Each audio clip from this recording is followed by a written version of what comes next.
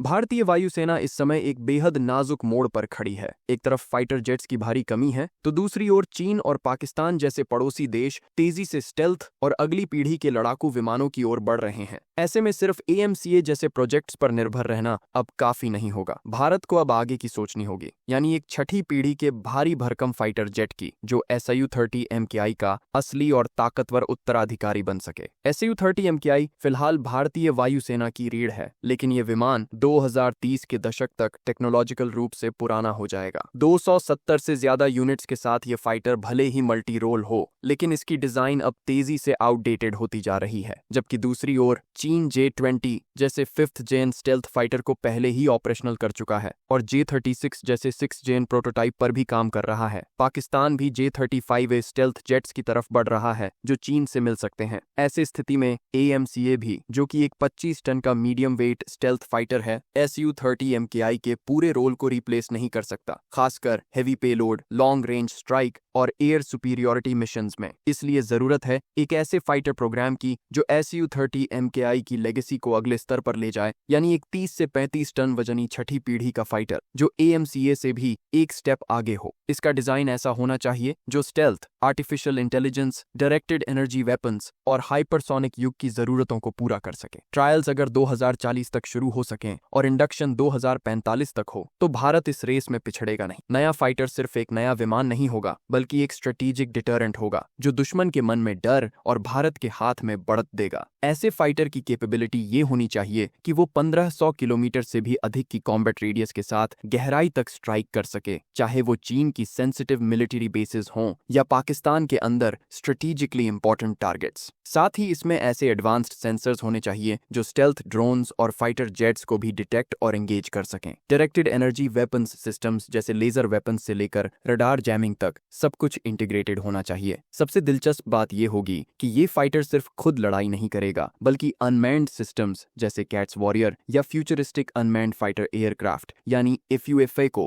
Remotely control भी कर सकेगा। लेकिन इतनी एडवांस टेक्नोलॉजी लाना कोई आसान काम नहीं है। सबसे बड़ी चुनौती होगी इंजन डेवलपमेंट की। कावेरी इंजन की कहानी हम सब जानते हैं। एक 150 से 180 kilo Newton variable cycle engine तैयार करना या तो बड़े पैमाने पर विदेशी कोलैबोरेशन से संभव है, या फिर एक दशक लंबी इंडिजिनस कोशिश से GE या सैफरन जैसे इंटरनेशनल प्लेयर्स के साथ टेक ट्रांसफर और जॉइंट डेवलपमेंट की बात गंभीरता से आगे बढ़ानी होगी। रिसर्च एंड डेवलपमेंट फंडिंग भी बहुत क्रिटिकल होगी। AMCA के लिए सरकार ने 15,000 करोड़ रुपए का बजट तय किया था, लेकिन एक 6th जेन फाइटर पर काम करने के लिए इससे कहीं अधिक बजट की जरूरत पड़े। इसलिए बेहतर होगा कि सरकार अभी से लॉन्ग टर्म विजन के साथ डेडिकेटेड बजट एलोकेट करे। टेक्नोलॉजी इंटीग्रेशन भी एक बहुत कॉम्प्लेक्स चैलेंज है। AI algorithms, adaptive stealth materials, cloud linked avionics और ऑटोनोमस मिशन प्लानिंग जैसी कैपेबिलिटीज के लिए DRDO को प्राइवेट सेक्टर के साथ मिलकर तेजी से काम करना होगा। टाटा, इन्फोसिस